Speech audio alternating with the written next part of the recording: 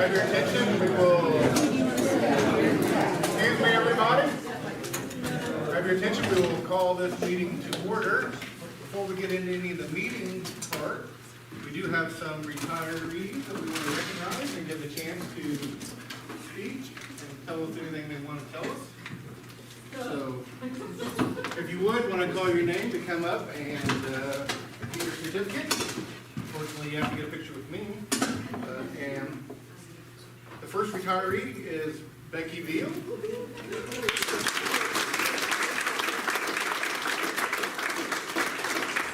Becky has been with the corporation, or the previous corporation, for 25 years.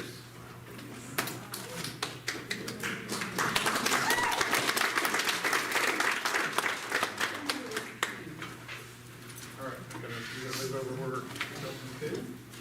How do we do this? Just stand here? Everybody's work. Okay, nice. This is yours. Thank you so much. You can introduce whoever is with you if you would like, and this is your chance to talk.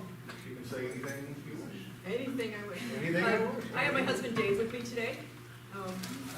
He's a great sport. He has got me through these last couple months of cleaning up classrooms and art shows and everything else that's had to happen. And my 25 years here have been quite an experience.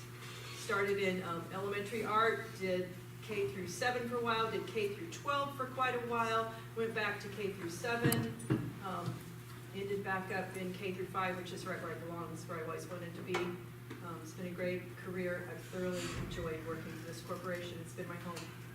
And I appreciate all that you have allowed me to do.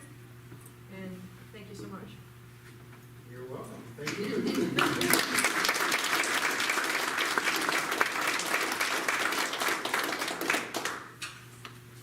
All right. Our next retiree is Susan Baumgartner.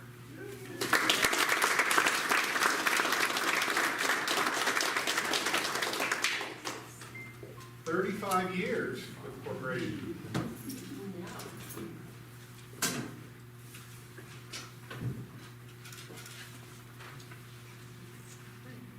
Congratulations. Thank you. Now it's your chance.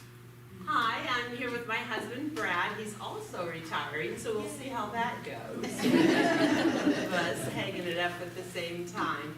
I started out as a preschool teacher at the Christian church, and then I got my license, and I taught 3rd grade, and I taught kindergarten for a very long time, and I spent the last 10 years, I can't believe it, in Title I, which has all 3 have been just very different jobs, which is I like the creativity of it and just the busyness of it, and I've loved every single minute. All the shows that I was able to be a part of were just truly a joy, and I thank you for believing in me and taking a chance on me. So thank you so much. Thank you very much.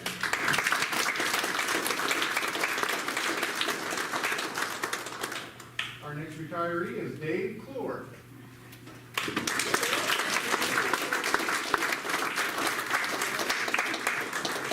Over 28 years of experience with the corporation.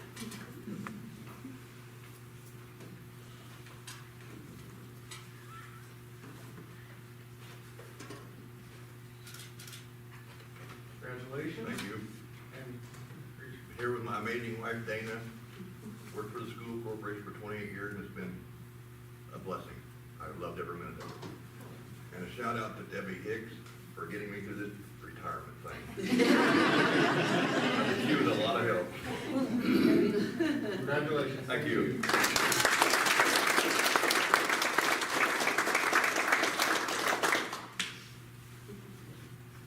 Next is Jan Jeffries.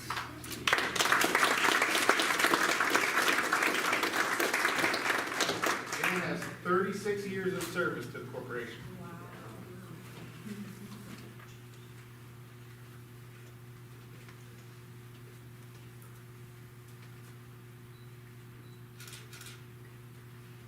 Congratulations, Jan. Now it's, Thank you. the floor is yours. Oh, gee, thank you. My husband Keith is here, my daughter Carol, grandkids Mallory and Colton. He didn't tell me how to do this part. nobody would come if we. Many years ago, I started teaching at Eminence for 2 years, then went to Greencastle for 3 years, was out of education for a year when Rockville opened up with the maternity leave. Been there, traveled between Turkey and Rockville, between the middle school, and I'm ending up splitting middle school and the high school this year, so it's been a venture. It's been a long time and I shouldn't be here yet. Thank you. Congratulations, Jen.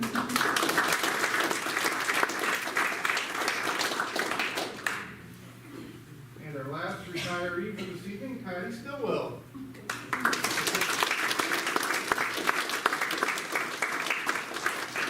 Patty has over 33 years of service to the corporation.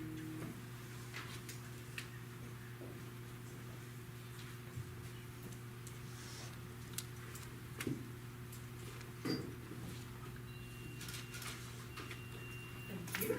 Thank you. And I came by myself because I came from work. I have to go back, so, but, everybody at school has always made me part of the family. I've always been treated like part of the family, not to make fun of me. But you know, when I started 33 years ago, I never thought I'd be here this long, so, thank you. thank you. We can have all the retirees back up here quickly and get a picture. And then as we go on to the next part of the meeting, if you guys want to leave, that's okay. You're welcome to stay. But you don't have to sit through. It's not always exciting. As the board members all together.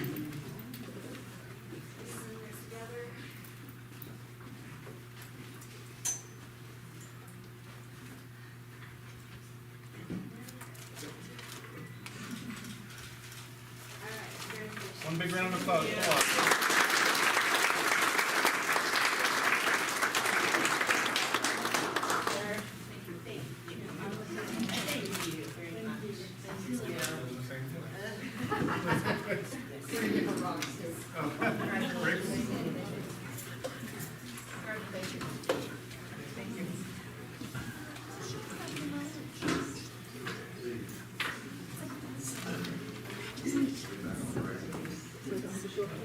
Hey Scott, do I have to show up tomorrow? Are we official now?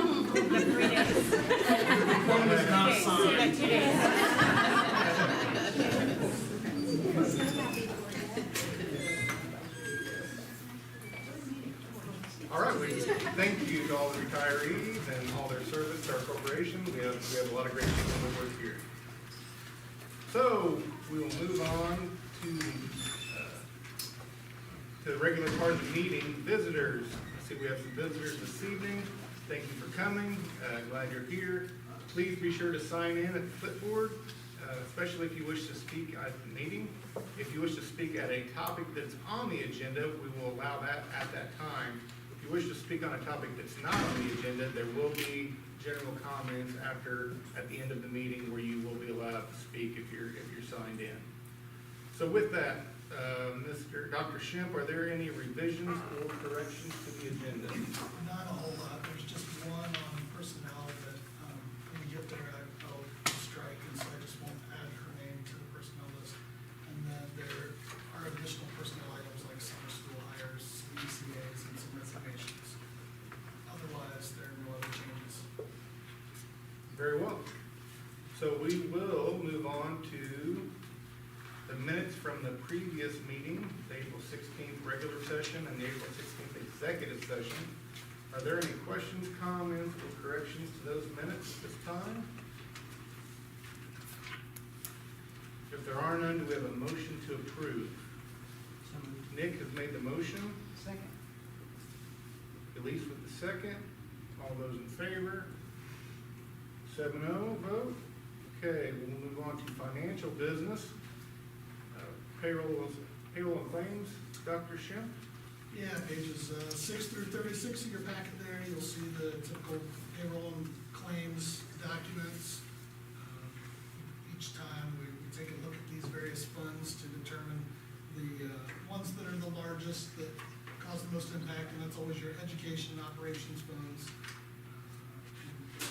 Those are holding steady, I guess I would say at this point. You know, we've got a number of changes that are gonna be occurring that will impact that in the future. And we've got some legislation, obviously, that's gonna be impacting that in the future as well. But it's always worth drawing your eyes to those, which, if you look at page 37, it's the row 101, education fund is at 3.175 million right now.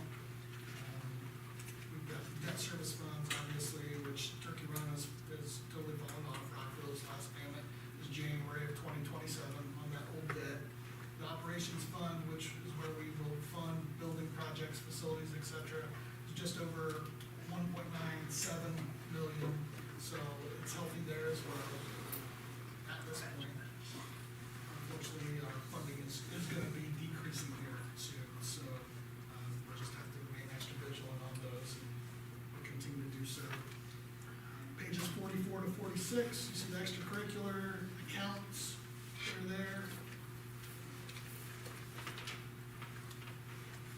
Most of those are still holding strong. You've got your activities fund on 3,100 for the high school high school activities, which is, that's gonna be one of your bigger accounts for student activities. Your high school athletics is also gonna be one of your biggest accounts, at $32,000 in that balance right now. That will typically get eaten away over the course of a year.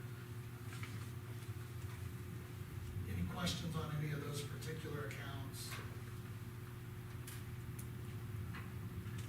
Pages 47 to 48, you see the utilities. Those costs are still lower than they once were. Would attribute that to a degree to upgrading our equipment, having more efficient equipment at a number of buildings here at Turkey Run Elementary and the middle school, Turkey Run Elementary chiller, and then also with the LED lights that have been updated over the years. So I think I would attribute a great deal of the cost savings there. Any questions on any of those documents as far as financial business is concerned? If not, I recommend that you approve them as presented. Questions, comments, concerns on those financials? If there are none, do we have a motion? So moved. Kim has made the motion. Second. Tina with the second. All those in favor? 7-0.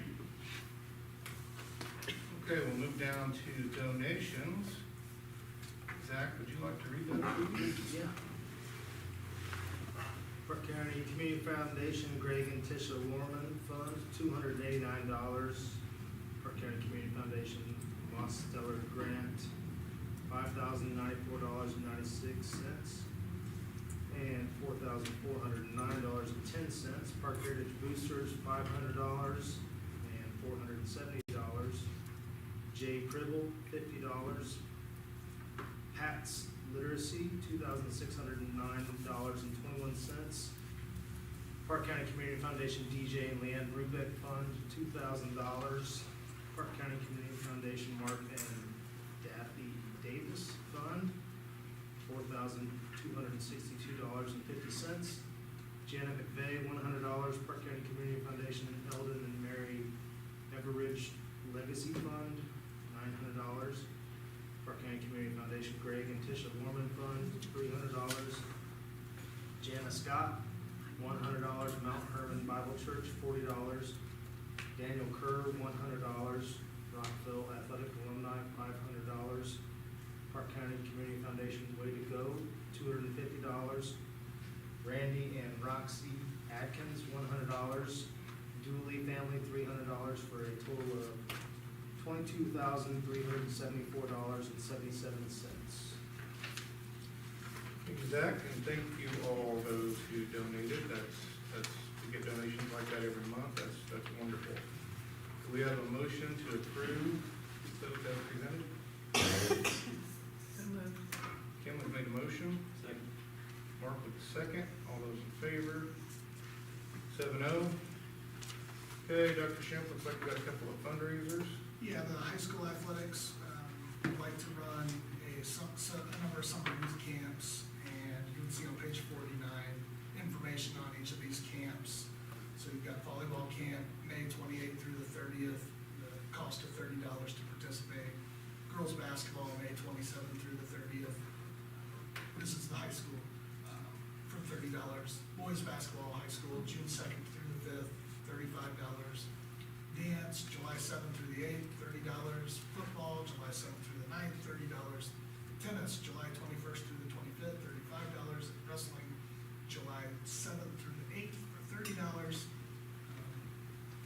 So we've got a number of camps being recommended as, fundraisers for equipment, apparel, etc. And then the Park Heritage High School softball team is also wanting to sell calendars to help raise funds for batting cages. Good. Are there questions or comments on either of those? I have a question. Do you think there's gonna be more camps coming? I don't know of any yet, Okay. but that doesn't mean that there wouldn't be some that would, ideally they go through the review process and they talk to an athletic director or a principal and they get approval to get to be in the building, and they have the, if they need liability paperwork, they do that. If they're an outside group, we get that approval ahead of time, so we don't get somebody in here hurt or somebody that. Yeah, because I think we in the past had baseball camps and things like that, so I was kind of curious if you thought that was coming. Baseball is later on, like in the fall or the spring, so he didn't put it on there. Okay, all right. Other questions? Now, do we have a motion to approve? So moved.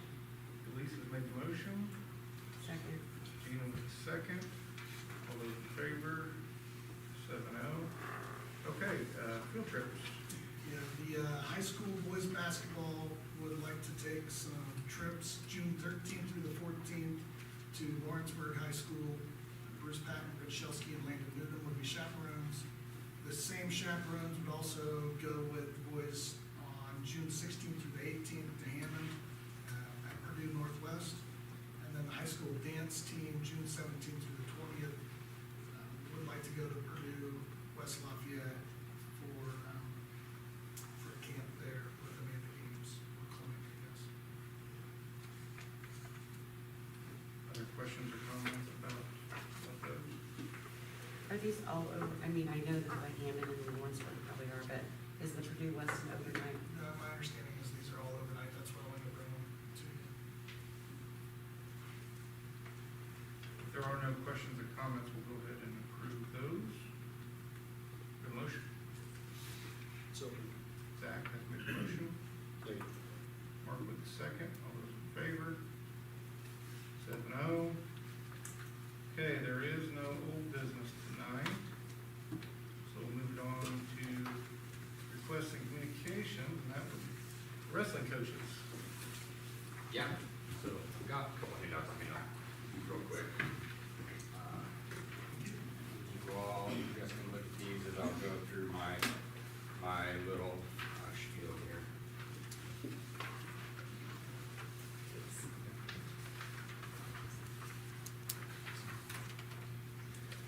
Okay, so I guess, first of all, I'm here with Jeff Stevens, who's the head women's coach, women's varsity coach, and head middle school coach.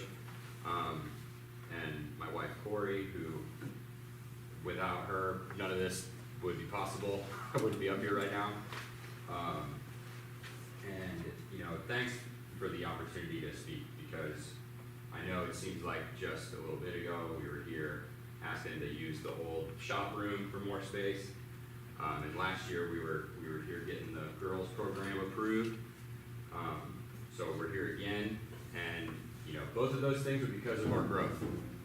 We're growing more, and we're seeing the wave coming. So we're back again. We're back again with with another kind of proposal to kind of help us keep doing what we're doing. So in our wrestling program, our mission is to build strong, confident, courageous leaders. Our vision is to develop those wrestlers willing and able to compete at the state level, all the way from elementary school, all the way through high school and beyond. We've been working at this for 8 years now. And we are really on the cusp of a breakout. So I want to go through a couple stats here. You guys have them all there, but I want to read a couple things. Try to go through pretty quick. These aren't all our like accomplishments, but I want to read off some numbers of our program and kind of what we're doing. So the women's team, first year as an official team, 14 wrestlers, no seniors. They were WRC champions, had 3 individual WRC champs, 6 regional qualifiers, 1 1A, 2A state placer, which is, and then 2 freshman, sophomore state placers, and 3 qualifiers. And just to note, anything in wrestling where we talk about state placing, it's not classed. So we're going up against Carmel, Zionsville, Floyd Central, you name it. So any of these placers are going up against every school in the state. The men's team, 17 wrestlers on the team. We had 4 seniors this year. We had 7 regional qualifiers, 2 semi-state qualifiers. We were 3rd in the WRC. 9 of our wrestlers placed in the top 4. We had 1 1A, 2A state placer, 1 freshman, sophomore state placer, and we had 4 qualifiers. We had our first 100 win wrestler on the varsity team. And this was our first year actually having a JV team on the varsity side. Middle school, 30 wrestlers on the team, only 3 8th graders. We had 2 folk style state qualifiers, 1 boy and 1 girl, but 6 wrestlers actually went to compete. Incoming middle school, so these are your current 4th graders coming into 5th grade. We had 11 wrestlers in our youth program in that age group right now. 4 of them placed in the top 8 in the state in folk style. And we had 6 of them went to compete. And just total in our elementary program, wrestlers K through 4 right now, we have 79. Our elementary team, which is, can be K through 6th grade, got 6th place at the state duels. We won multiple local dual tournaments, team tournaments. We were 2nd at an Owen Valley dual tournament, only losing to the team who won team state last year. We had 16 of our wrestlers compete at the official state tournament, and 6 of them placed in the top 8 in the state.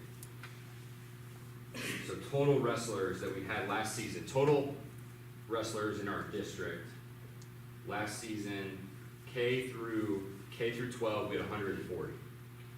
Middle school and high school, it's 61. Projections for next year, assuming no one joins that's not part of the program now, we're going to have 68 between middle school and high school, 38 in the middle school, about 30 in the high school. So I just want to give you an idea of our numbers and what we've got coming up through, but also that it's not just the numbers, it's about the level of practices and competition we're pushing. Because again, our goal, like we know even from just our little corner of Park County, our kids can compete with those big schools. And so we've been building the program from the ground up to do that. Right now, our first wave is coming into the middle school. And so this is where we're starting to feel kind of the growing pains. So I had a little thing about our overlapping practices on there, and kind of what our practice schedule looks like. So the women's starts in October. This year what it looked like was the women started in October. They went all the way until March with their state tournament and kind of postseason stuff in January, but they wrestle all the way until March because their 1A, 2A state and their freshman, sophomore state is in March. The men's team, official practices start in November.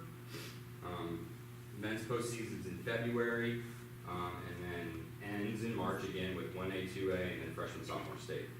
Middle school we started in January this year. But the thing with that is the middle school state tournaments, the state level tournaments in middle school are in January. So if we want to, December 1st is what I'm thinking for next year. yeah, so if we want to start, you know, and give the middle schoolers a real opportunity to compete at that level, they need the practices to do it. So we need to start middle school earlier. So we've always started middle school, you know, because we didn't have the space or time to do it with women's and men's going on at the same time. So we would start it later in the other seasons where we're starting to wind down a little bit. Well, now our middle school, they need these practices now to be able to do these state level competitions that they've been doing at the elementary level, and that we want them to do and do well in at the high school level. So basically what we need. So I'm just to go back, we've been doing this out of one wrestling room. This year we would run men's and women's practices at the same time in the same place. You know, with the numbers of kids we had, a lot of times kids had to sit out because we just didn't have room, especially if you're wrestling live. People are flying all over the place, and with that many, you know, over 30 high schoolers in the room at the same time, there's people flying everywhere. You can't have safely all that going full speed, everybody on the mat at the same time. The other part of that too is, you know, it's loud, and we're teaching different stuff. The girls starts a month earlier than the boys do, so we're not running the exact same practices. And girls, you know, as Jeff coaches the girls need different, they need to learn different stuff than we do, right? So we have to run a split practice. It's a little challenging, because I mean, imagine two teachers being in a room, and on one end you're trying to teach science or math, and on the other end you got the craziest dodgeball game ever going on. You know, it's tough. It's tough, and so even with more kids next year, even just with, you know, the men's and women's program, we've got to split it. And then if we start middle school earlier,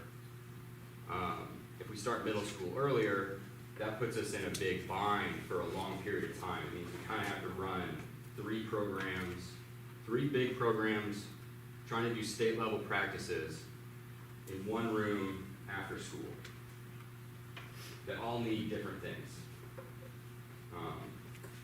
And so what we need is we need space to be able to run basically two practices at the same time.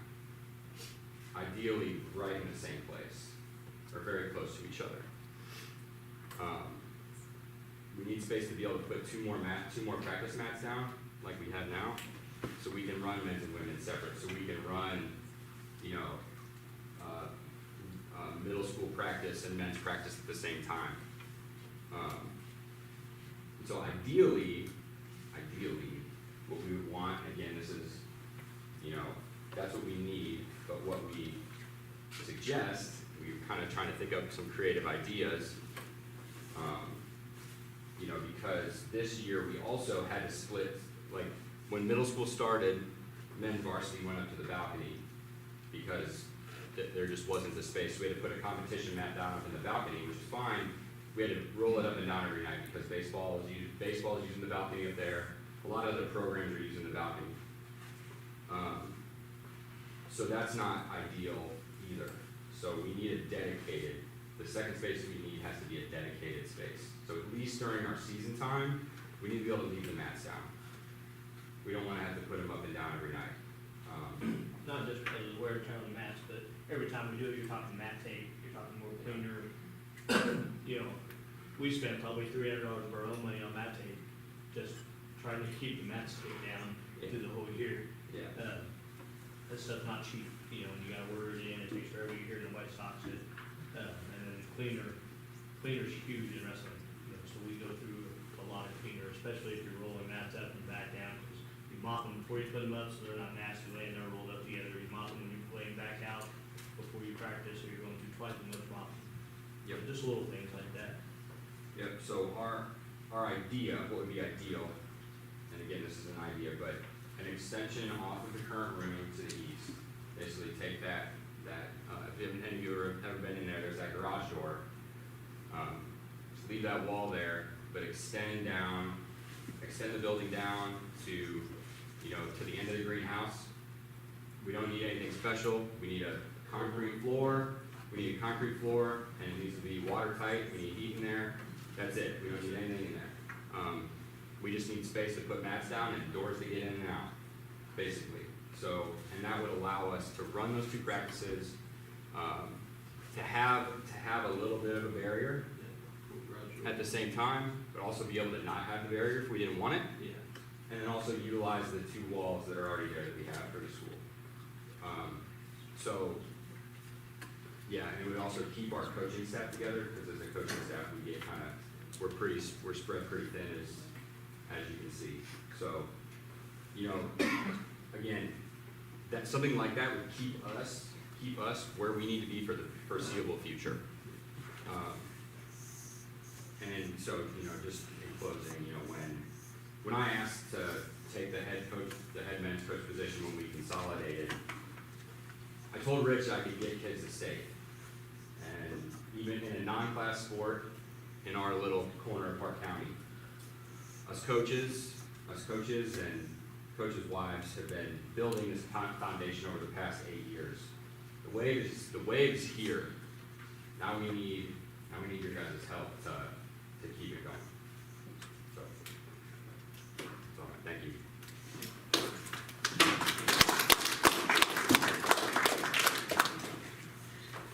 Thank you. Any board members have any questions?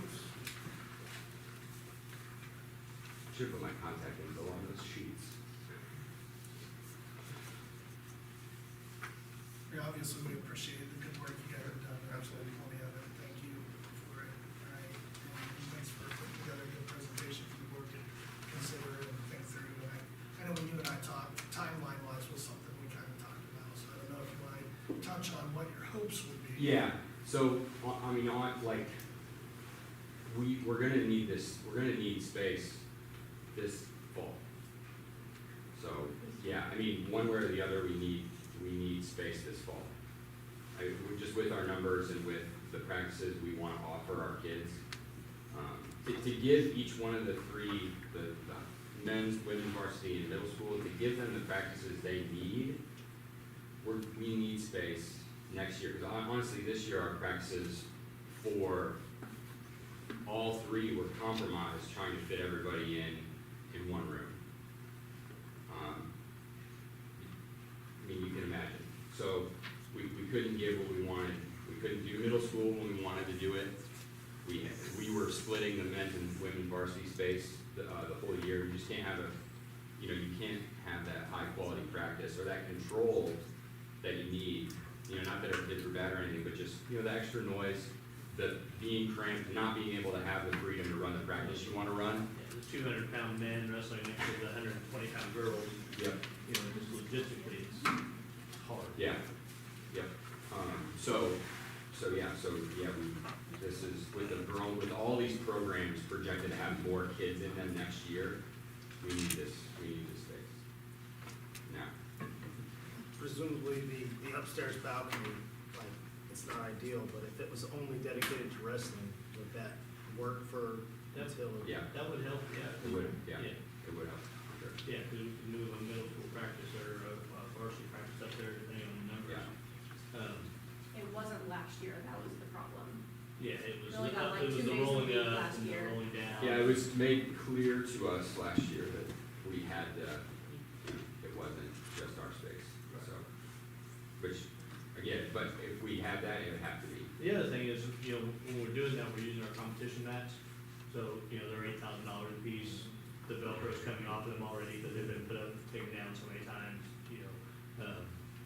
things get dropped on them, people walk across them in cleats, Middle school gym class, kids go up there and Yeah. do whatever on it, so. But, so anyway, yes, But yeah, that would so, definitely help. There are drawbacks, for sure, but that would definitely help. But if we did it, it'd have to be a dedicated space for our season. Is that enough space, or, I get that might be a Band-Aid, would that meet your needs, or would you need more space probably, ideally? that would meet the needs That would be the for the growth next year. When you figure if the numbers stay consistent, I'm gonna gain 10 kids into the middle school program every year. You figure you keep 50% of those, that's gonna be 5 kids every year going into the high school program. And the numbers just get bigger and bigger on both sides. You know, with the caliber of wrestlers we're producing, and then all, you know, even the people reaching out to us, you know, over the summer we run an Alphas program. We got, you know, we got kids traveling from 5 different schools to come wrestle in our program. You know, it's just getting bigger and bigger every year. I don't. That's a small space up there because of the way the beams and stuff are, so it's less space than we have now. Yeah. And that's why we moved to the shop. So like, you know, 30 kids is not gonna fit up there either. But that's what my concern was, and maybe it's not. Yeah. Yeah, if I have Might 40 be a middle school patch. kids, like 40 middle school kids is gonna put our room to capacity where we're at now, you know, which is a good problem to have, don't get me wrong, I'm not, you know, I love having that many kids, you know, making tournaments and stuff a little hectic on one coach running around. Well, you also wanna have your coaches in the same room. Right, yeah, we coach together really well, and last year we didn't get to coach together hardly at all. Gotcha. But yeah, just to go back to, Jeff mentioned it, the way the beams are, doesn't allow us to put Mats, as much, the whole thing. a lot of, just the way the area works out, and how big, and the size of the mats, you can't put down as much, you can't utilize the whole space, if that makes sense. All right. Well, we appreciate you all coming in and talking about it. Appreciate everything you guys have done with the program, and I don't think there's any guarantees on what we can do, but we've heard you and we're gonna see what we can do, I think. So what are the next steps, I guess? How do we know what happens, or what you guys decide or talk about? I think or you'll be in contact with Dr. Champ. Okay. Yeah, perfect. And my next step, which I made it clear to everybody, like, I wanna build a new gym at the high school, which would add on to the current gym. And that's still a ways away, but our debt's about to be out for Rockville. It's already out for Turkey Run. Yeah, And obviously, it's gonna be a large number, and it's probably gonna have to come to a vote, I'm sure, but I'm sure that would help. Yeah. So, I'd ask for your support in that. yeah, sure, for sure. All right. Thank you. Yeah, thank you guys, appreciate it. All right. So we will move on to new business, and you got some personnel items. Dr. Yeah, Champ? I've got a number of items here on personnel. Oh, sorry. Oh, I forgot my sweatshirt. There are a number of personnel items, and I'll kind of circle back to that when we get to the end of the superintendent's report, just to talk a little bit about youth in general. But for starters here, we've got another retirement with Vicki Harbison as a middle school librarian aide as of the end of 24-25 school year. She would consider coming back next year. Capacity probably is, she's retiring. Then we've got resignations. Caroline Cleaver, Rockville Elementary teacher, end of 24-25. Kaylee Sandusky, Rockville Elementary aide, April 3rd, 2025. Jamie Thompson, Fairfax Middle School custodian, April 19th, 2025. Ashley Deely, Corporation bus route driver, end of 24-25. Mona Norman, Corporation bus route driver, end of 24-25. Dave Sims, Corporation bus route driver, end of 24-25. Natalie Harkrider, Park Heritage High School aide, end of 24-25. We've got some completed temporary contracts. Landon Noonan, Park Heritage High School, was filling in for a leave of absence. Emma Davis, Rockville / Turkey Run Elementary maternity leaves. Elizabeth Potts, Turkey Run Elementary maternity leaves. Andrea Clark, Rockville Elementary teacher for Title I. Roberta Hobbs, Rockville Elementary maternity leave. I can give you a copy of all this later, guys. No problem. Then we've got one cancellation of a contract due to a RIF and a reduction in force. That's Courtney Lash at the high school. We have a non-renewal at the end of 24-25 of Nicole Norris as a health sped teacher at Park Heritage Middle School. Then we've got some transfers that are happening with Molly Blystone from Park Heritage Middle School to Rockville Elementary. Kevin Roach from Park Heritage High School to Park Heritage Middle School. And then we've got some teachers that are gonna be shared between the buildings, with Corey Noonan being split between both the middle school, high school, Corey Ransom being split between middle school, high school, Daisy Blake being split between middle school, high school, special ed, Brian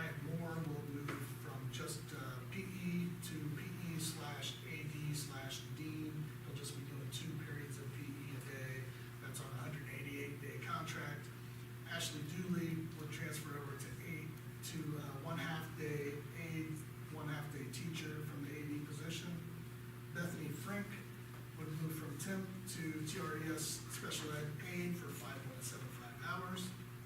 And then we have cancellation of non-certified positions for the end of 24-25 school year. That's Mackenzie Lamb at Park Ridge Middle School aide, Michelle Solterman, Rockville Elementary aide, Tammy Ramey, Rockville Elementary aide, Helen Clevenger, Rockville Elementary aide, Autumn McFall, Rockville Elementary aide, Megan Mathis, Turkey Run Elementary aide, Jessica Diaz, Turkey Run Elementary aide. She's been there twice, sorry. And then new hires would include Mac Miller for 1 period of the day. We need somebody to teach dual credit. He was accredited to have our kids finish the ICC for the core 30. That would be a level K. He's done that before. He would do it hourly for a maximum number of hours over the course of the school year to be 300 hours. And then Cassie Clark or Cassandra Clark would be recommended as a Title I teacher. She would be level A at Rockville Elementary. And then finally, there's a leave that I'm recommending that you approve for Lauren Flynn, August 4th, 2025 through October 9th, 2025. And then on pages 50 through 56 in your packet, you see some of these resignations as well as ECAs for the fall from the high school.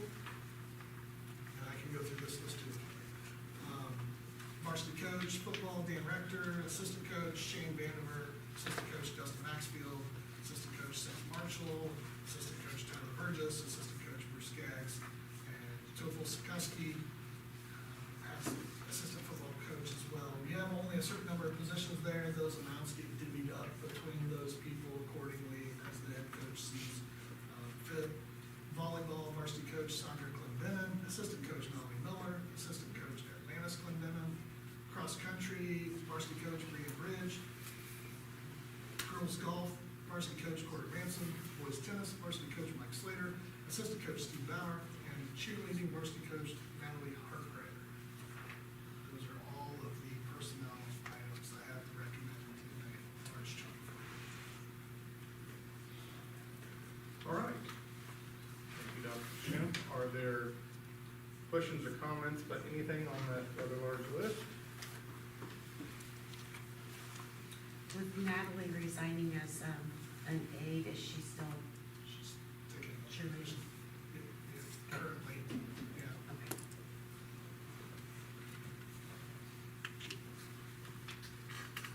Other questions?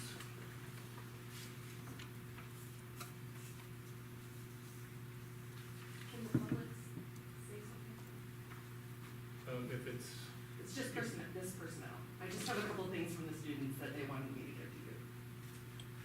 you can talk if it's about something on the personnel. Now, just to let you know that most things that have to do with personnel, we can't discuss. Oh, I understand. They just wanted you to have this. They sent a petition that they sent around, and they just wanted you to have it, so I said, okay.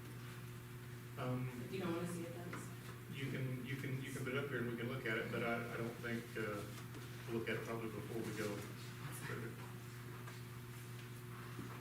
Okay.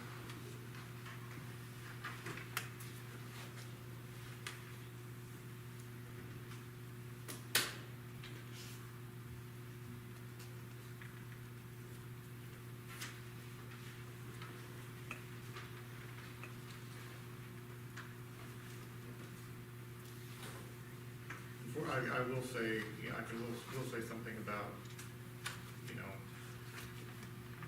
our personnel shake up a little bit. Some of that is, it just comes down to dollars and cents here, and that's just the way it works. And one of our main, and this has been coming for a while, and if you followed school board meetings, you've probably seen that we've talked about this bubble bursting of financial, where we had so much financial support from COVID, kind of blew the balloon up here, and then now we're shrinking it back here a little bit, and that's, we have to make our expenses pretty well match our revenue pretty close, or we'll be broke. So that's just where we are, and nobody likes to see these things. So that's hopefully in the future our enrollment will stay healthy and the state will try to behave itself, and we'll keep going in the right direction. So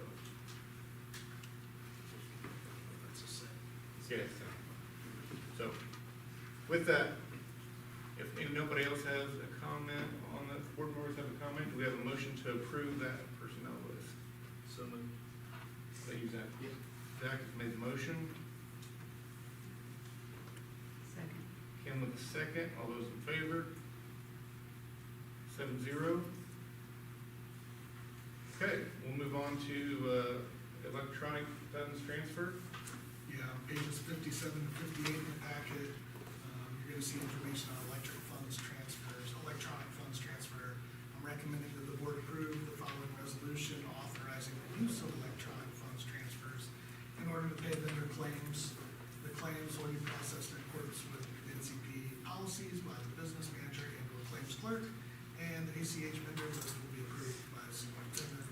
As normal, a list of claims will be presented to the school board regularly scheduled monthly meetings.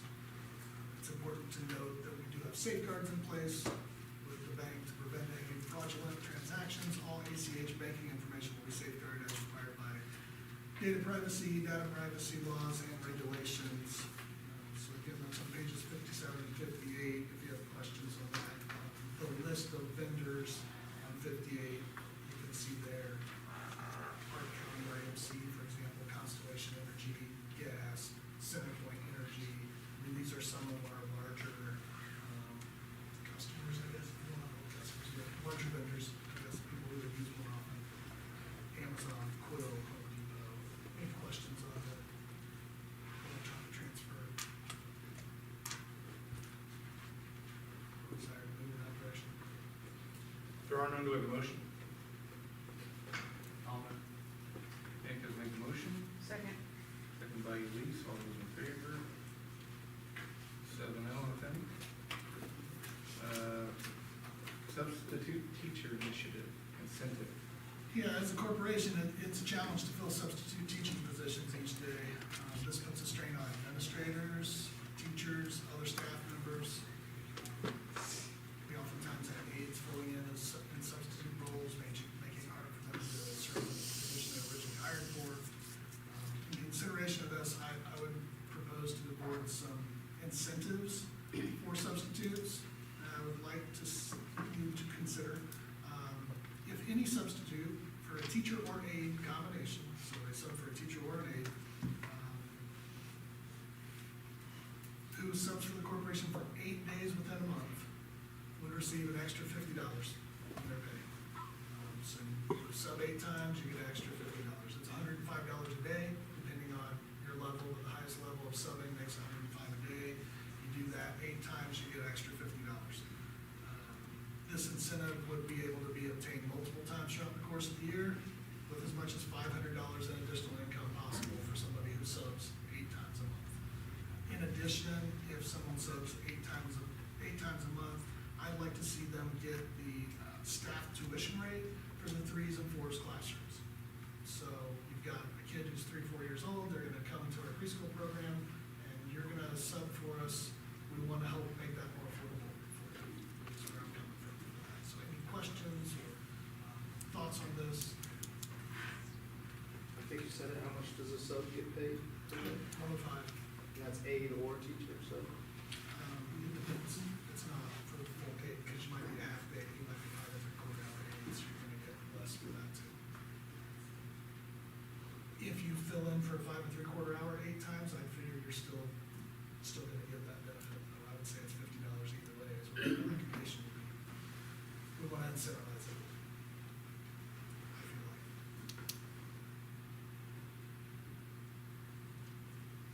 Other questions, comments?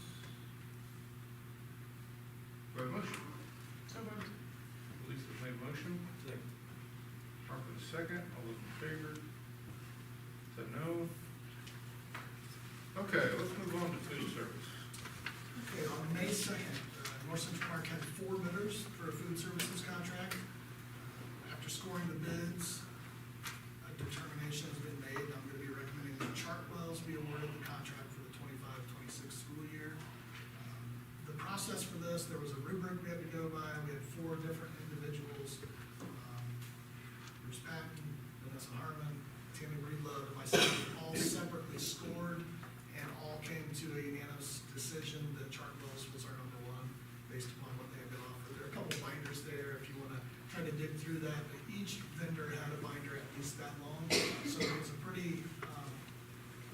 process.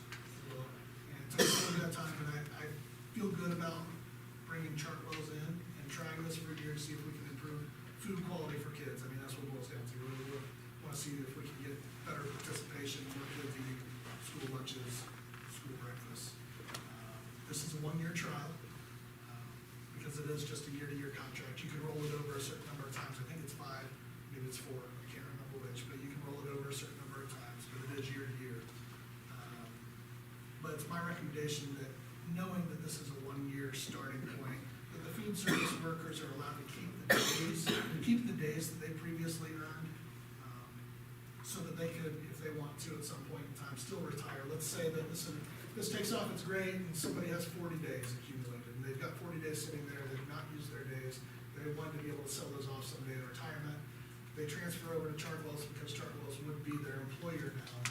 The intent would be, if they still retire from us at some point, that they can go back and have those days. Or if it's a one-year trial that isn't nearly what we would like for it to have been, they still have the protection and knowledge that those days are there for them.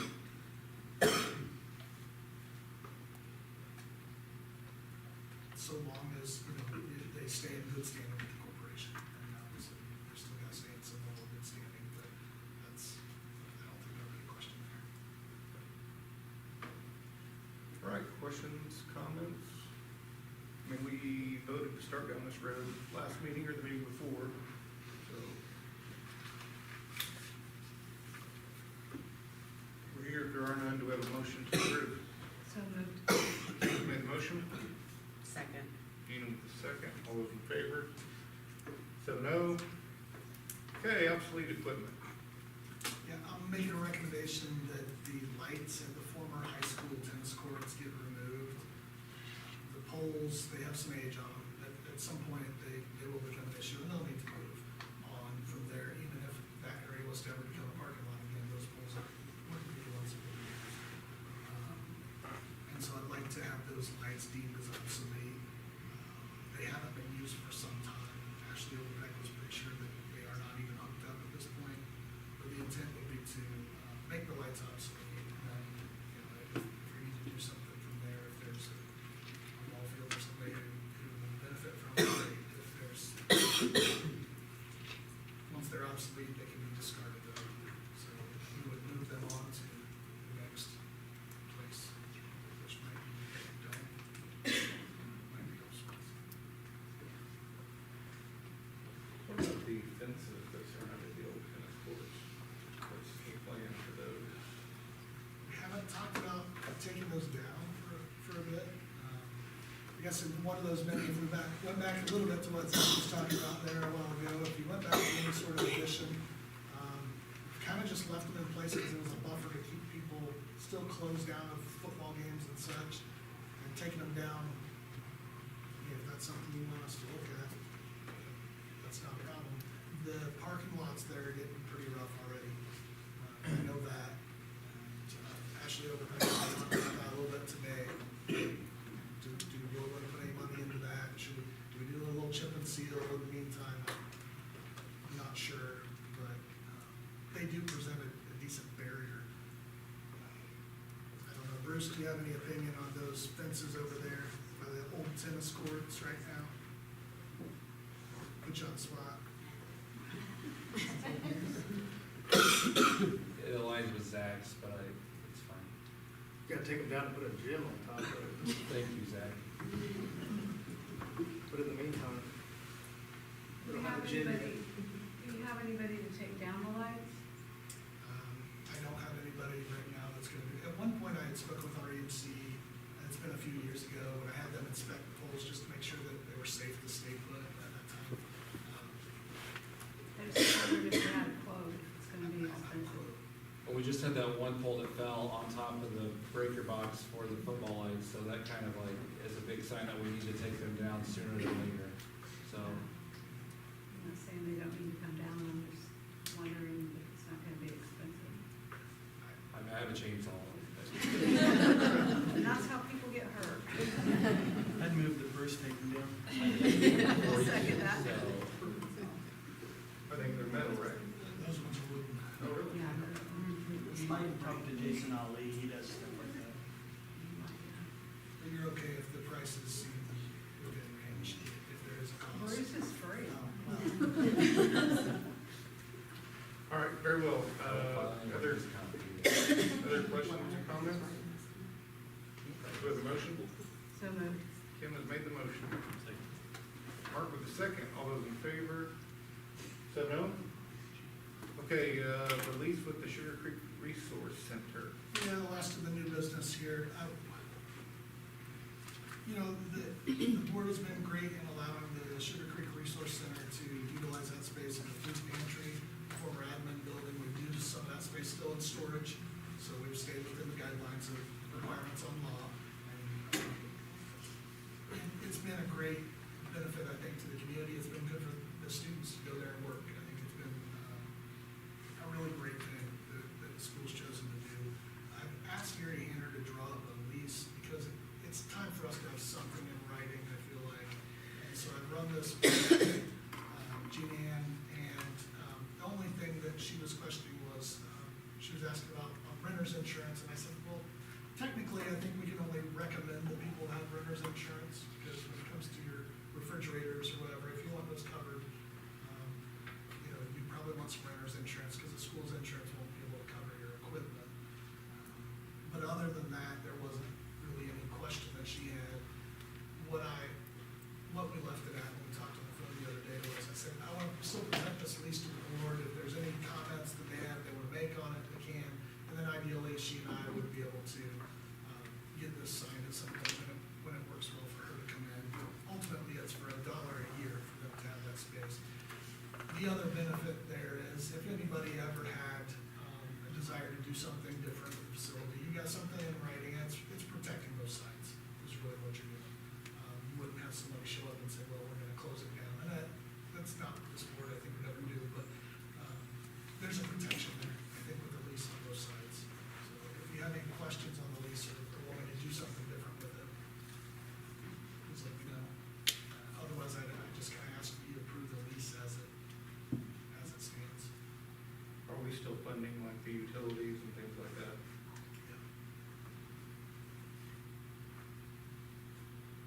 Any other questions? Snow removal, if No. there's, you know, if there's something, if there's something happens with physical structure, we'll take care of it. We'll have to. All right, if there are no further questions, we have a motion. So moved. Gina has made a motion. Second.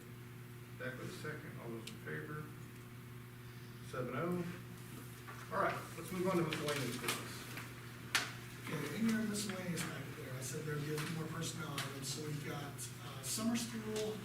The state has required summer school for second and third graders who fit certain criteria this year. Subsequently, we need teachers to be able to teach summer school. We've got, all of this is gonna be happening at Rockville Elementary this year. So next year, we'll do it at Turkey Run Elementary. We'll swap it up year to year if that's the case, but we've got second and third graders who are gonna need to do summer school. They will be there till June 6th. It will start the Tuesday after Memorial Day. It'll go to June 6th, and they will retest for the IREAD. This all comes back to IREAD, is what this all comes back to. These individuals include Erica Crane, Brooke Holt, and Jill Ferguson, and that says they will be doing a half day.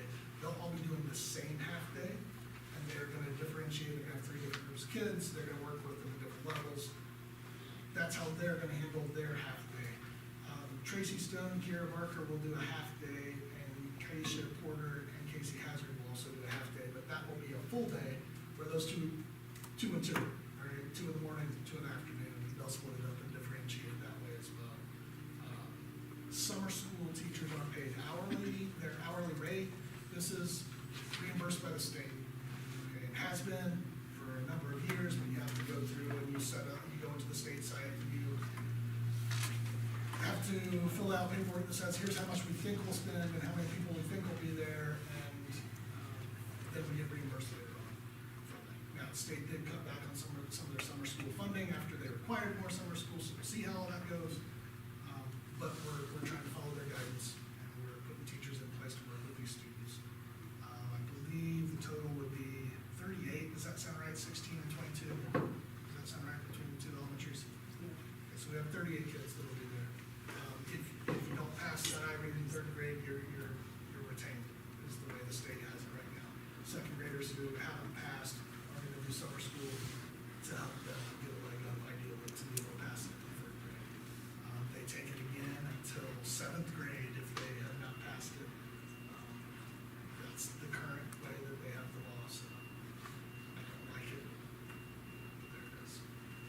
provide like extra help for kids in summer.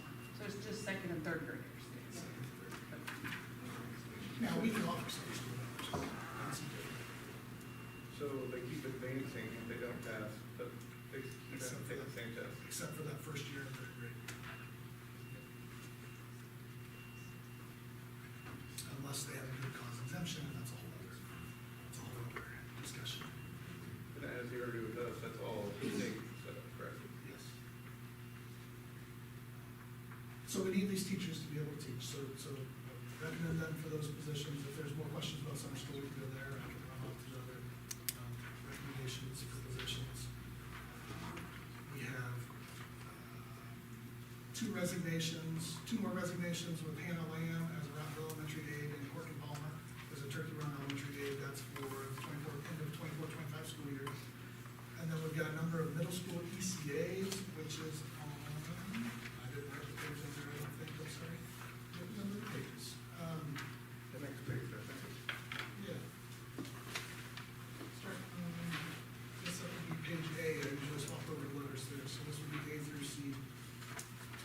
On page A, we've got recommendation for middle school coaches, that would be sixth grade volleyball, Megan Whitmire, Aaron McCoy, and there will be discussion about percentages at some point in the future. Seventh grade volleyball, Lexi Worth, eighth grade volleyball, Brittany Bonomo, tennis, Corey Noonan, football, Colin Stone, seventh, eighth grade cheer coach, Randy Long, cross country, Ashley Duke. Should be all the ECUs. The other 2 pages are resignations. Very well. Are there questions or comments? If there are none, do we have a motion to approve? Can the public comment on this? The public can comment if they've signed up to talk about this, it's on the agenda. Okay. So if you wish to speak, you have 2 minutes. Okay, so, my husband has been the middle school football coach for the past 2 years.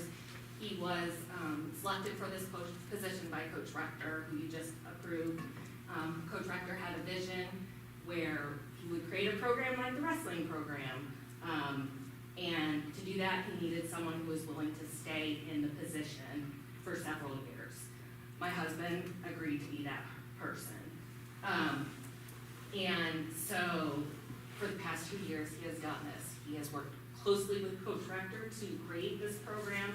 It is a phenomenal success. And now for some reason, he's being asked to not stay in the position. And this is being asked without Coach Rector knowing about it. Coach Rector is, as you know, overseas. He is not aware of this. And there has been no communication with the current coach that's in place, Shane Vanderveer. I contacted his wife on Friday, and she said that he knew nothing about it.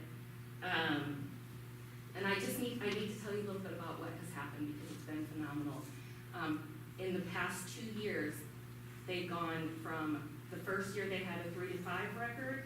Last year they have 7-1, and they did that. It's phenomenal with half of the same kids. They did this with not just what was going on the field, but also what off the field. He brought in 4 stellar coaches: Shane Bollinger, Louis Monick, and Cole Jones. All 3 of them are in their 20s. They can get in there and work with the kids.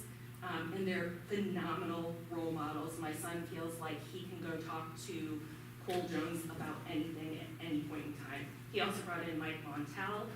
Mike also has a son who is currently in 7th grade along with my son. And the 2 of them created an anti-nepotism policy where the first year their sons were in 6th grade. And so they made a decision, we're not bringing 6th graders up, even though that had been something that happened in the past. They also made an agreement that they would not dictate their own son's playing time. So they are trying to be very ethical about how they act. And they promised Coach Rector that they would stay with this program even after their kids move up on to high school. Consistency, some fundamentals, teaching the same things, getting them ready for middle school. They created study tables because after the first 2 weeks, they lost 4 kids. So now mandatory study tables for anyone with low grades. Team meals before games, they did all of this because we're afraid that the kids were gonna be able to have food before the games. Also after the team meals, they have a mandatory study hour, in which I came in. I'm an attorney, I've been licensed to practice for 18 years. Both of you attorneys on the board know that if you've gone through law school, you know how to study. So I was working with him on all of those things. He has a discipline crew. Any teacher that has a problem with any of the kids contacts him, the kids get put on discipline crew, and they have to run after. So we have grades up, behavior down, winning record. He also created a paper playbook for each player. Shane then created a digital one so that the kids could physically see where they're supposed to be running and studying on the phone. The children are very bonded with each other. They have this chant that they do. I have a video of it if any of you want to see it. It's really amazing. And they also created this deep respect for the cheerleaders, which I am thrilled about because my daughter is about to be part of that program as well. The cheerleaders are invited to team meals. I will help them study. And they are also part of the chant before the boys take the game. One of the cheerleaders who signed one of the forms today was devastated when they found out that Dustin wasn't going to be the coach because of how much he involved the cheerleaders for the dance team.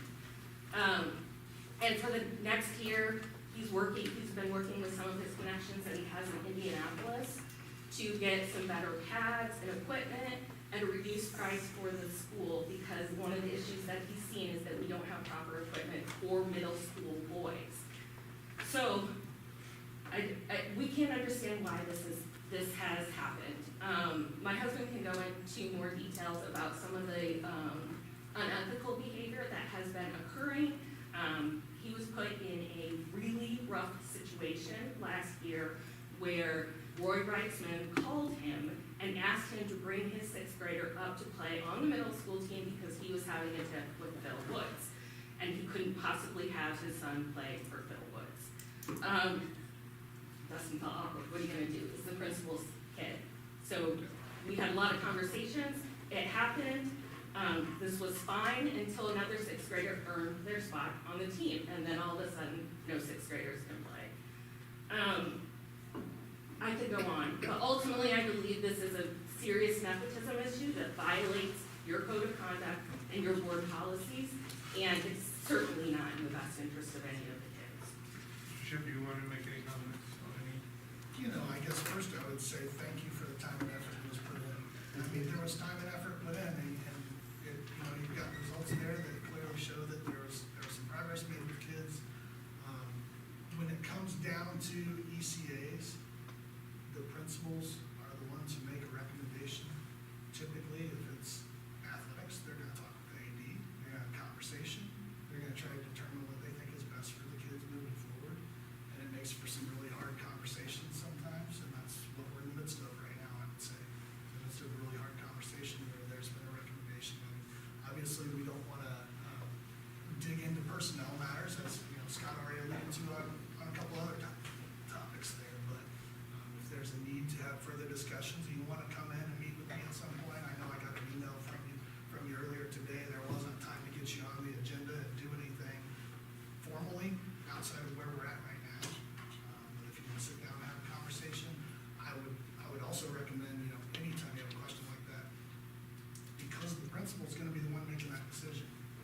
Chain of command is go back and have that conversation with the principal. Now, maybe you've done that already since happened. since I emailed.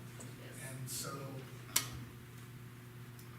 that would be my Do you not recommendation. see where the dead end happens there? Like, there's where the nepotism paid in. I wasn't comfortable in that situation. There's not one reason that I've done anything wrong with the job. And the reason I'm not being asked to come back is because that he wants to be a coach, or he wants to have his say in things. And that's just not what's right for the children, not right for our community. Like, I'm sorry, but if you're calling me to have your kid play, And I have no problem with it, because I can have like athletes, all these things. Well, it's very important to the situation. It is absolutely, and I think this board needs to hear the entire story. This wouldn't be the place for that. But it has to be, because you're about to take a vote on something to put someone in place that is far not qualified to do the job. In your opinion. Right, that's enough. I mean, thanks for coming, you had a chance to talk. I haven't had my chance to completely talk. I would like to talk.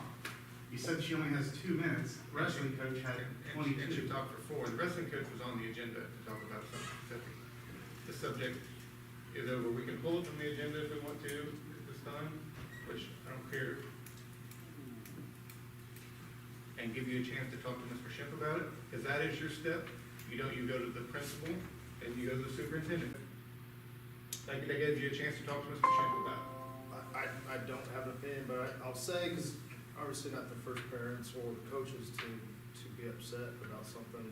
How I look at things is the same way with teachers. When someone calls me and says, hey, the teacher should be teaching it this way, I'm like, I'm not a teacher. I have no idea how it should be teaching. I will always defer to that teacher or that principal or that athletic director, unless it's like clear to me that there's something going on. What about Coach Reicher? You'll defer to him too? If it's the middle school coach, the middle school athletic director, who is who I defer to, who I think defers to the middle school principal. But that's just where I stand on how these things happen. The person that's ultimately responsible for those middle school kids is the middle school principal. Is there a dotted line from from coach director down to the coach? Absolutely. But the person who's responsible for the kids is the middle school principal. Does anybody else have an opinion? Does anybody have a comment on whether you want to pull this name from the agenda for right now, or no? Can I ask a question? So, do the football team, does the football team at the middle school usually practice in the summer? If they are, would they be able to practice without a coach being voted on? Yeah, they sure did. They started last year, that's why they had such success. They started practicing in June. Three days a week. I think the current person wants 1 day a week, so they did 3 days a week. I can tell you Riverton's thrilled about this. Thrilled. He's talked to Dustin about it, and they're thrilled that we will not be practicing over the summer and the Dustin. Condition, I don't want to say it's condition. It's just Okay. I would prefer not to vote for that reason. I mean, if it votes, if it passes, Here's what we'll do. if it doesn't pass. We'll just, I'll entertain a motion for the way it is at this time. Should we have a motion? So moved. Zach has made a motion, Second. seconded by Elise. All those in favor? That's 3. All those opposed? 3. All those abstain? Who done this? Are you, It was 4. 4 opposed, okay. I would like, I guess. I Okay, would- so, I would- motion fails, so we'll come around and we'll pull that out. Do we have a motion without his name on it? I'll make that motion. Tim has made that motion. Do we have a second? I'll second. Nick with a second, all those in favor? What are we voting on now? The exact same thing without his name on Who's? Dustin. it. That's- Without No, the problem is not. Without the That's football the coach. thing. Without the Yeah, football. yes. About the football position. Because right now, it says Collins still. Correct. Right, we Without just that. pulled that out when it failed, and now we're doing it without his name on it. All those approving? 7. Motion carries. All right, that's it for miscellaneous business. Just one thing on that. Ultimately, at this point, which that means there is not a coach for the middle school. And so that will be on hold. That doesn't mean there's not anybody going in and working out with those kids, because there's not anybody recommended. So no matter whose name, there's not anybody named. So at this point, every ECA gets voted on every single year. And that's something from, I don't know, 15 years ago, I think it was. When I was a coach, it frustrated the heck out of me, because I didn't like to have to be voted upon every single time, but that's what happened. And I lived through it, and every year it was time to get reconfirmed, basically. So right now, I just wanted to make sure we all understand, so we don't have those people come, and that's, But the principal and the athletic director for next year should have spoke to these, made sure that this didn't come to our table. if they are recommending this, then it should have came to us with a clear slate. We shouldn't have this. And if they recommend this the next time, then there should have been a conversation. Thanks. Superintendent's report. Yeah, what I was gonna get into here is unfortunately, school budgets are poised to go through some lean times based primarily on recent legislation. This combined with reduced student numbers and a discontinuation of additional stimulus dollars has been cause for making reductions that will impact us in the 25-26 school year. Throughout the process of these reductions, questions we've always referred back to has been what's best for kids. That's where we've tried to hang our hat constantly. What's best for kids is sometimes making hard decisions. What's best for kids is sometimes having less teachers, less aides, less assistants, because we have to be able to fund the rest of them and pay them a good living wage. What's best for kids is sometimes really hard to work through, but it's been the thing that we've continued to try to go back to. We have a resilient staff. I'm confident that they're gonna accomplish great things for kids yet in the future within the walls of their classrooms. I'm sure that they're gonna continue to help kids build character. They're gonna encourage relationship building. They're gonna aid students as they try to reach their full potential, even through these times of decreased funding. It's just a challenging time that we're starting off with, and if we don't make changes now, we find ourselves in a much worse position later. And so we've had to make some hard decisions lately, and we've had to combine some things, and we've had to move positions around, and there's no joy in any of that, except for the solace that if that's what's best for kids in the long run, that's what has to be done. I know that I said early in the stimulus funding cycle that in 2024, odds were we were gonna have to make some hard decisions. And we were able to include additional positions into the budget. We were able to be frugal in other areas, and we made it an extra year. And now I feel like we've got a little bit of a haymaker that's come in from the legislative session that's really not our funding and in the wrong direction. I'm thankful for the years of extra support. I'm thankful for all the work that people put in, and it ends up with really hard decisions that had to be made when we looked at every content area. We tried to look at every content area, and I know that's hard to see when I just rattle off a bunch of names on a personnel list. But we looked at science. What are we gonna do with science in middle and high school? Well, we know we've got a ramp in the fall, so we've got some room there. We've looked at math. Well, we're gonna have to do something with math. We're gonna have to cut a position there. What's that look like? Can we protect the people? Because the people are what's so important, not just the name of the position. English, we had to scale back because we felt like we had enough space. Social studies, we looked at it intently. We know that with the high school redesign, that there's also gonna be more flexibility in social studies. So we've had to make some really hard decisions. And I take no joy in any of it. I'm sorry that it's such a dissatisfying thing when you're living through it. And I hate that for people who put in a lot of good time and effort here, but it's just reality. It's not one we like, but I would be doing a poor job if I didn't make some of these hard decisions and recommendations to you.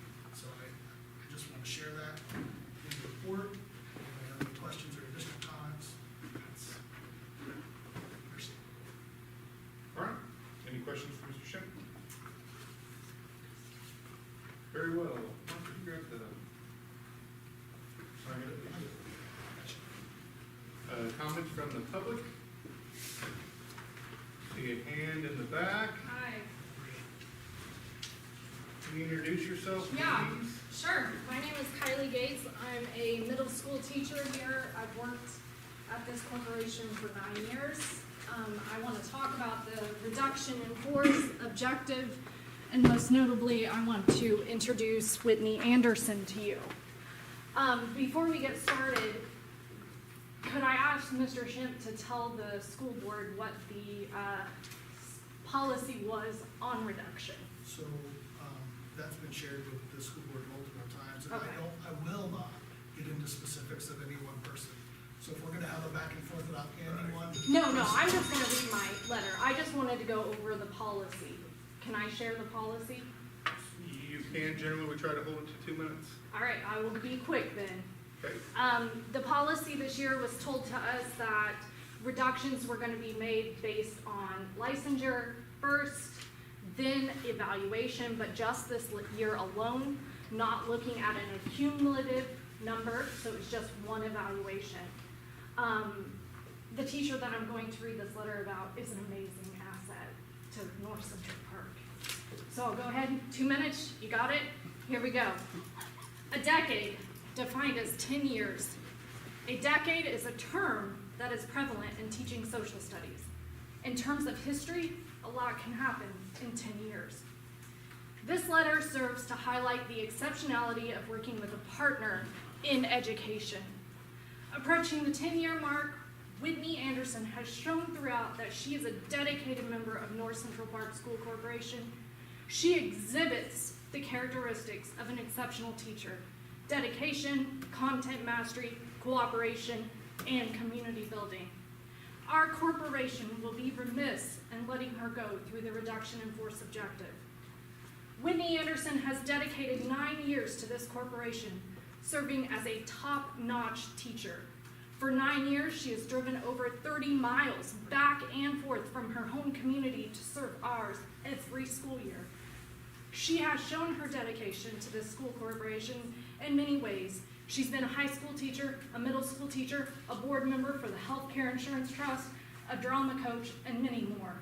She has worn many hats, so to speak, and has done a commendable job on all of them. Through many different eras of this corporation, including the uncertainty of consolidation, she has been a teacher that has held faith and kept steadfast. She has not wavered in her determination to keep teaching here, and that has not changed. Working alongside Whitney Anderson for the last 9 years, I can personally attest to the fact that she is very adept at her content. Looking at past evaluations and my own personal interactions, she definitely knows the material and content that she has taught. She's also consistently pushing herself to further her understanding and pushing others as well. She's encouraged me many times in pursuing areas of professional growth and development. Our corporation will not only willingly choose to lose a dedicated teacher, but even one with mastery of her content and standards. Cooperation is a big component of Whitney Anderson and I's working relationship. We have been co-teachers for the past 5 years. We have collaborated on so many things to the extent that I could type multiple pages describing them. Our biggest collaboration has been cross-curriculum project-based learning and mapping our curriculum maps together. As a 6th grade team, we were major collaborators and creators of amazing projects with other Park Heritage teachers. We designed a Mars game, which incorporated not only social studies standards, but the other core subjects as well: science, math, and language arts. Whitney and I spearheaded a medieval project-based simulation, as well as with our other core teachers. This project concluded with a medieval fair, where students took on their medieval-based personas and competed in games as a kingdom. They were some of the best times of my career. In terms of feeling cohesive and part of a team, she was a facilitator of this.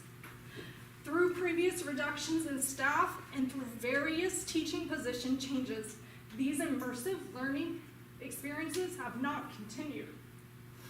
And unfortunately, as our corporation continues to make these major changes without proper reflection, the student body will continue to lose out on quality instruction and education. I'm sorry. She's a community builder. Throughout the years, she's made a home here.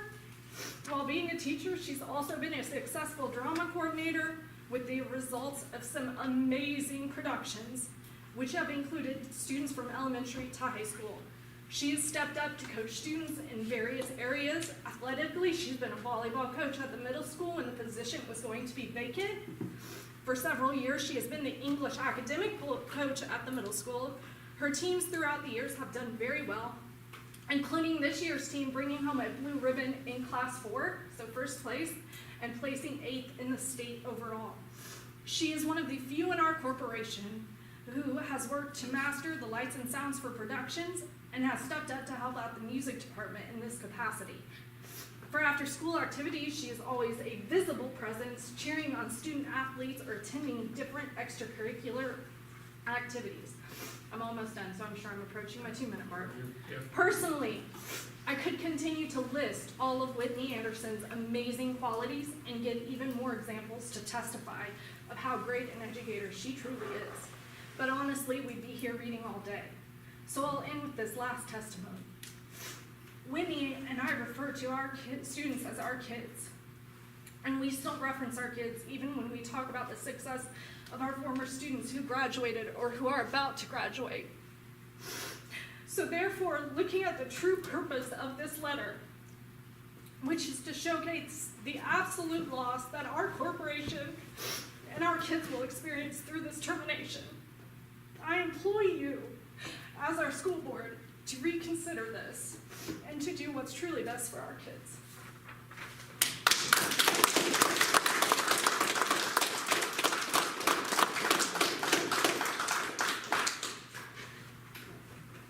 No, we appreciate you coming up and speaking. We appreciate everything that Anderson's done. We have 3 buildings full of teachers who work hard and do great things. And this is honestly, I mean, the worst part of being in this, there's not a lot of good things about being in this position, in this job, but this is the worst part. I mean, we've been trying to minimize this for probably over 2 years. We knew this was probably coming. So I hate it. I think everybody up here hates it. We don't want to. We're a community school corporation, and we want people in the community to be here and do good things for the kids. So, does anybody else have a comment? I do. Is that the weakest link? Is that the weakest link? No, There I are don't no. think so. Because it didn't sound, I'm not working with Miss Anderson, but I just was wondering. Sorry. Plus we can't discuss any type of reasoning why personnel is chosen. We just know that we appreciate her, appreciate all the teachers. All right, anybody else that signed up to speak? Your name, please? Chris Blyson. Go ahead. I'll be quick. All right, so I want to express my concerns as a parent about the decisions being made regarding staffing at the middle school. I recognize that you might do anything that I have to say is a little bit self-serving because primarily my concern is with the math department, which my wife was forced to relocate out of. But what I can say is that I believe it's my duty to advocate for my kids and the kids in our school corporation to make sure that it is the best that they have available to them. While our corporation has a high ability program available for elementary and offers AP and dual credit coursework at the high school level, there are no such offerings at the middle school. It is a weak link in the school corporation where there is not an offering for middle school students. This became a particular concern to me being last school year. My daughter expressed early in the year that her classmates were struggling to comprehend some of the basic math subjects that they were going over for review. And I wanted to give her the benefit of the doubt, so I waited a couple weeks to communicate that because summer rust and all that stuff, you know, it could be that there's just some of that's time to shake that off over the start of the year. But after 3 weeks, I'm still hearing those things. And so I reached out to the guidance counselor and the principal at the middle school and asked as far as what some of the options would be to maybe seek out a solution that would help continue to push her. I was told that they had decided not to cluster math classes by ability as they had in years past, but that she was clustered with a group of high ability students for language arts. And when I asked for clarification on why that change was made, I was told by the principal, we don't know if some of our ideas will work or not work until we try them.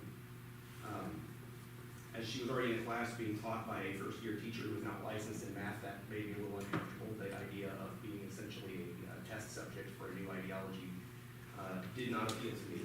And I know that the Ron Clark Academy's philosophy has been a major component of middle school this year, and I know that a lot of money has been spent to send staff there to learn some of that methodology. And while I appreciate that innovative educators can help our school improve through collaboration, I think that the adherence to the teach the top methods that Ron Clark espouses, I think that works really well in a private school setting with private school money and an ability to refine and select the student base that you have, because the bottom is a lot closer to the top, and the funding and the availability are all a lot easier. But when you put that in practice in a rural, small-town public school with, as we've discussed this whole meeting, significant budget limitations, I think that's a lot harder to accomplish, and it puts a lot of strain on the teacher trying to bridge that gap, especially if they're in their first year and they're not licensed in the subject they're teaching.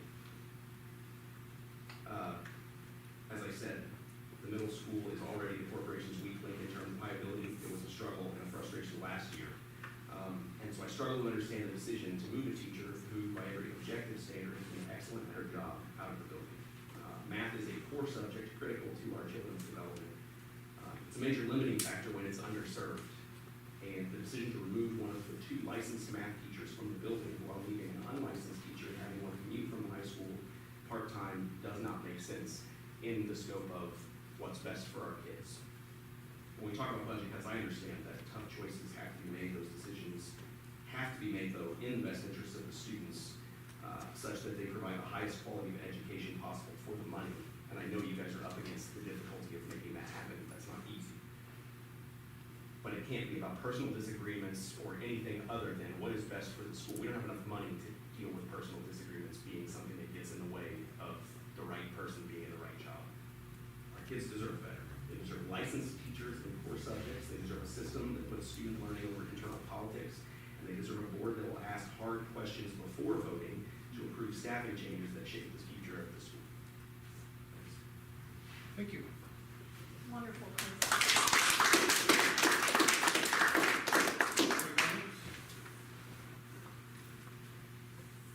Okay. Anybody else wish to speak? Yes. My name's Please Erin introduce. McCoy. I am speaking on behalf of, well, as a bus driver, I guess I should say, and as a parent. We were told a couple weeks ago that they are going to be combining some bus routes, and I was among the bus drivers that their route was going to be combined with another route. I tried to explain that my route combined with the other route was going to be too long. It's going to be an hour and a half long, actually an hour and 31 minutes long. A solution was to take a stop off of that route and that it would make it shorter. Well, the stop they're taking off is 2 minutes long, 3 minutes, that road. So when my own children get on the bus, it's 6:20 in the morning. Then my next stop after that, because I start at my house, so if anyone else were to drive my route, they would be starting at 6 a.m. if not sooner to leave from the school. So my own children are getting on at 6:20 in the morning. Next stop is 6:23. That next stop, this little girl right at 7 o'clock, is a little before, said, "Hey, bus driver, I have to use the restroom." I can't do anything about that, kiddo. I'm sorry. You've got 50 more minutes on this bus. I tried expressing that, and I pretty much was told that they watch camera footage. My route's not that long. My route does change from day to day, every day, but if you were to watch the footage, I guess is what they're looking at, or I don't know, you can go back to the last 2 weeks, well, since the route or the meeting, however far back you can look, and you can check my cameras that my times are what my times are. When I covered 11 and 8 together, it was 1 hour and 31 minutes long, and they didn't want the routes longer than 1 hour and 15 minutes max. And I'm still told that I have to do it. And they said, well, maybe we can change it at the beginning of the year. Why change it when we have another bus driver willing to do it that lives on Route 11? Her and I have discussed being each other's subs if we need it, because we live in the same district, or same area, same township, everything. We could split it up. We both would have about an hour route, because I found out, again, I'm gaining Beach Road. That's an 8-minute addition to my route, just Route 8. Also, I will have another stop on, because her house will be done finally, and they're moving back. On top of, if we are getting, which I was told that our preschool kids will be riding yellow buses. Is that correct or no? Turkey Run kids are not? Okay, so that will be, okay, that was another road that I would have to add, but I guess I will not be adding that, so. But I will be adding at least 10 minutes on top, and then however, but that's my concern. As a parent, my kids are on the bus for an hour and a half, hour longer. And when we have a driver willing to, keep that route split, why not? That's my biggest concern there. Why are we keeping children on the bus for that long, morning and night? And I'm not losing any kids either next year. I had one senior and his siblings still ride. So we're not losing kids, I'm gaining. So, thank you. Thank you, thanks for coming and speaking about that. Are there any questions?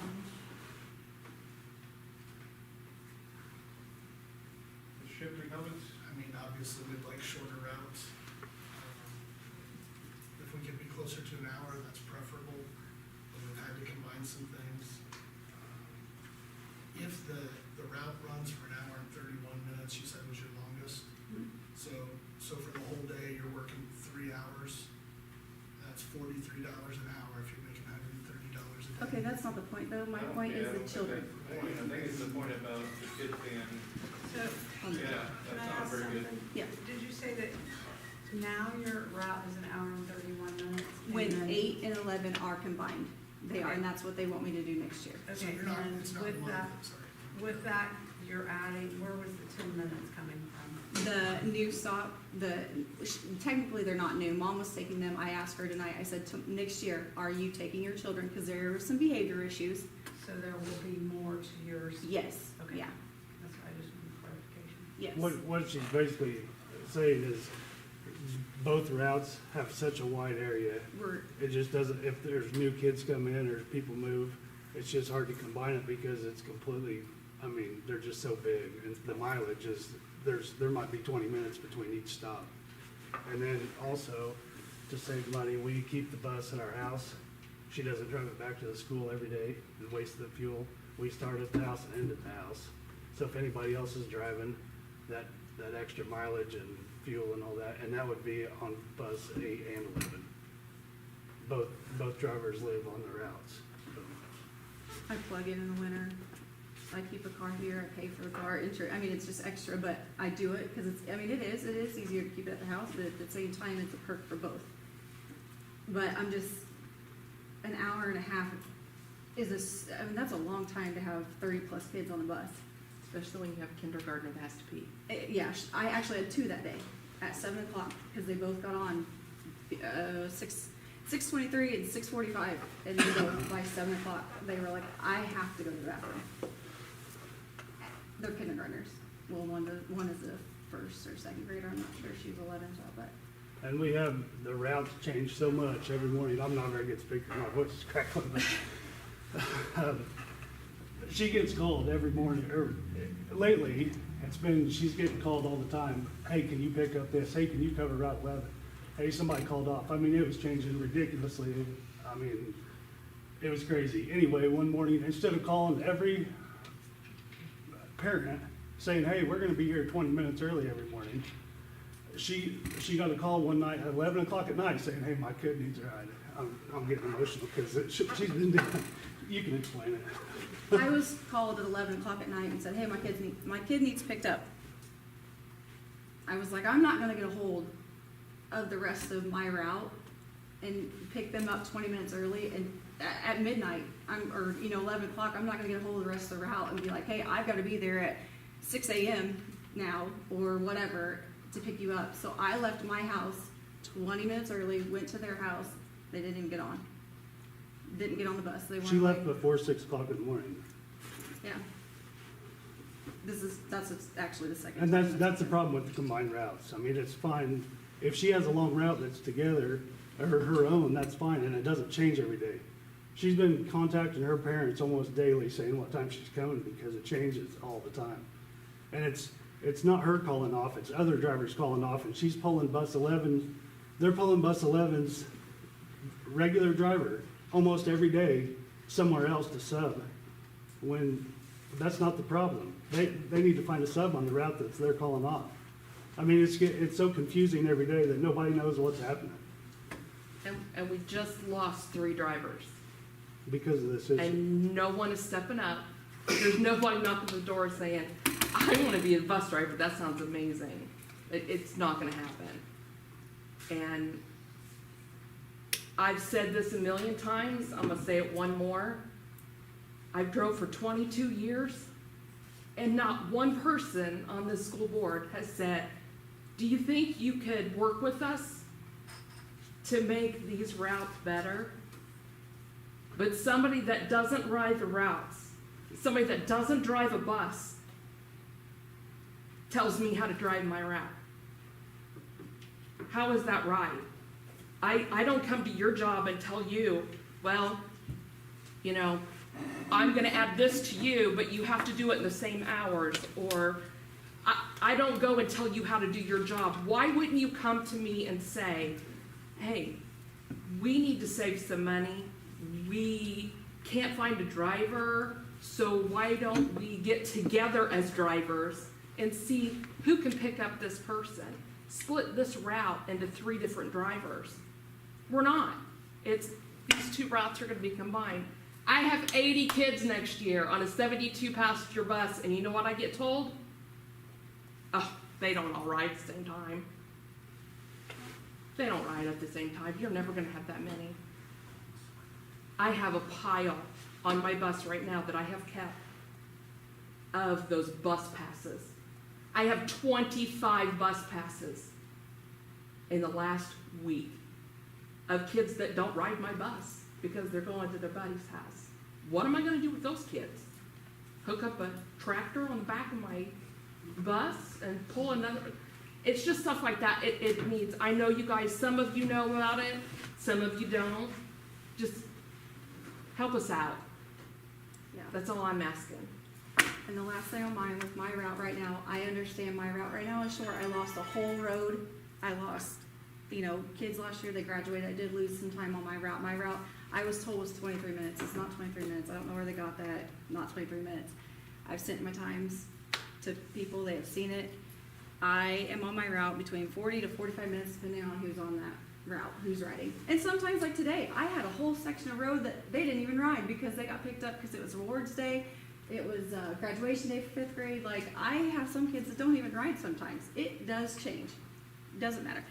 I'm trying to hurry start. But anyways, I'm just saying that, I don't even know where I was going with that. But anyway, my route right now, 40 minutes, 40 to 45 minutes. And with my new kids coming in that are on Route 8 anyway, you're looking at, you know, 50 minutes, 55 minutes.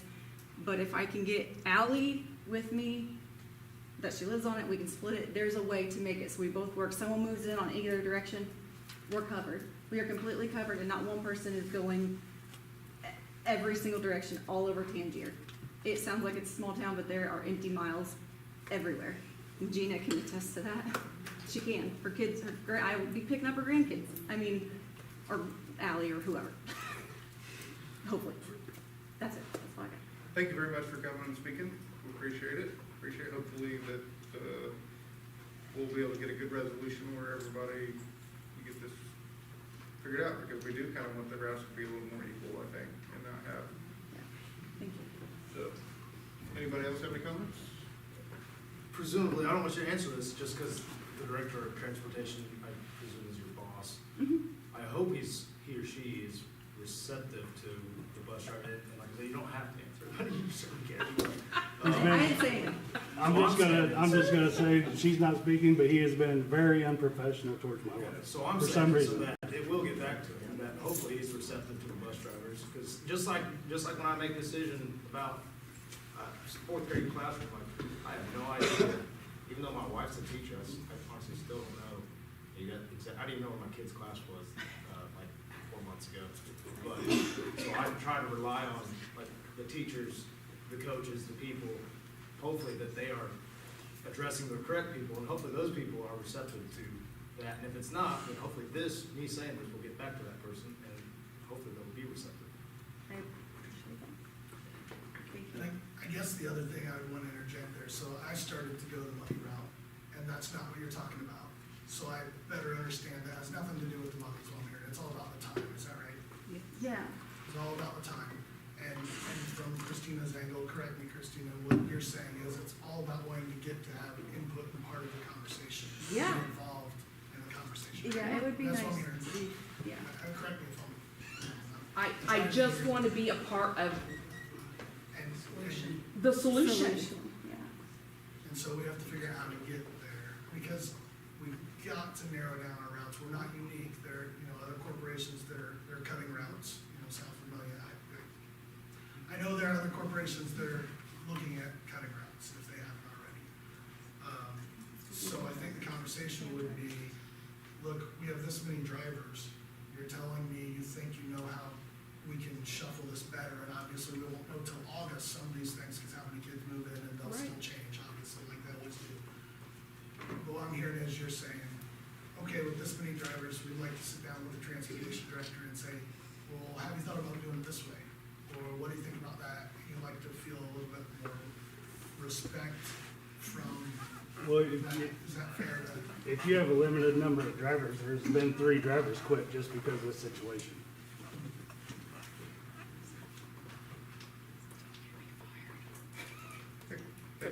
I mean, I got one thing too. Did you say you have more students than what the bus holds? If they combine me and Mona's route, I'm gonna have 80 students on a 72 passenger bus. So I mean, what would happen in the instance If that, we're ever there, we can't obviously cram all those kids on the bus. We have to. yeah, because I mean, you If could, it's an activity, but whatever it is, we'll have to find a way. If we have kids coming out our ears, that's awesome. We want as many kids as we can have, so that means more kids are showing up and going to school. But if it's just was we concentrate a route incorrectly, that's not okay. We'll have to figure it out. Sounds like still a little bit of a work in progress, so hang with us, we'll get it worked out. Thank you. Appreciate you guys coming. Anybody else wish to speak?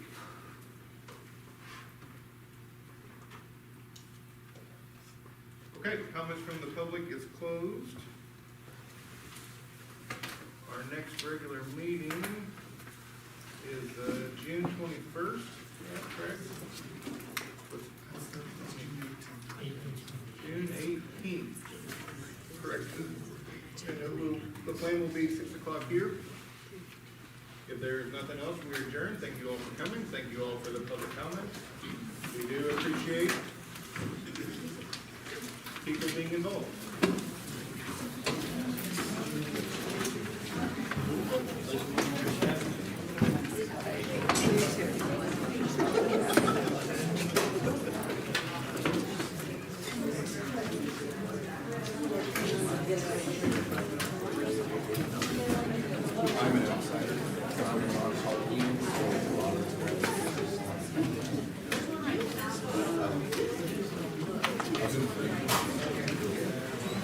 Lots of